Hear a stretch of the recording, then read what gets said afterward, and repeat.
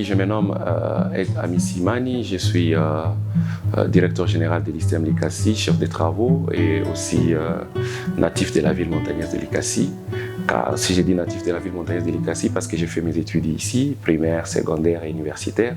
Et aujourd'hui, avant d'être directeur général de l'Institut supérieur d'études médicales, j'ai commencé un peu à travailler à l'université de Likassi du temps de l'extension, en tant qu'était là.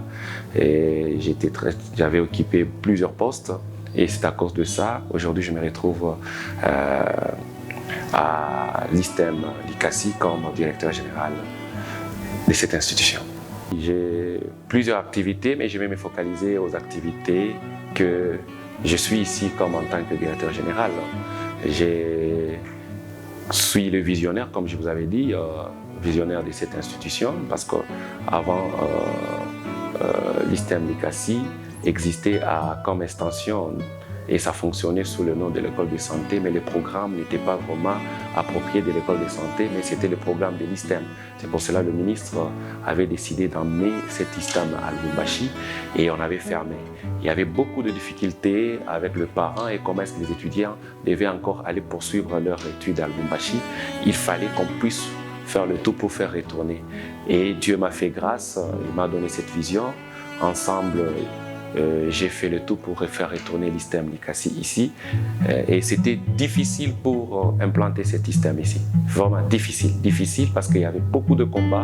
Même le parent n'arrivait pas à nous faire confiance que c'était une institution, vraiment, ça devait être une institution viable et appréciée par tout le monde. Normalement, lorsque vous créez quelque chose, il faut avoir une vision. Et ma vision était que lorsque l'ISTEM Likassi devait être ici à Likassi, nous sommes visés d'emporter l'excellence. Et après l'excellence, la discipline et de créer les entrepreneurs. Alors nous nous sommes dit qu'il fallait vraiment que nous puissions matérialiser cette vision, que ça ne puisse pas rester seulement dans la théorie, mais que ça puisse être aussi pratiqué. 3 bonnes pratiques. Première des choses, il faut être entrepreneur. Deuxième des choses, il faut vraiment être un visionnaire. Et troisièmement, il faut toujours continuer, percer, ne pas se décourager. Et la Rebanque nous a accompagnés premièrement à réorganiser notre administration parce que c'était vraiment foutu. Et là où on prenait l'argent qui va. Et depuis que nous sommes décidés à remettre tout à la Rebanque, notre administration est devenue vraiment appréciée et aussi le paiement des enseignements, des enseignants, des étudiants et tout ce que nous voulons faire, ça se passe toujours à l'Aérobanque.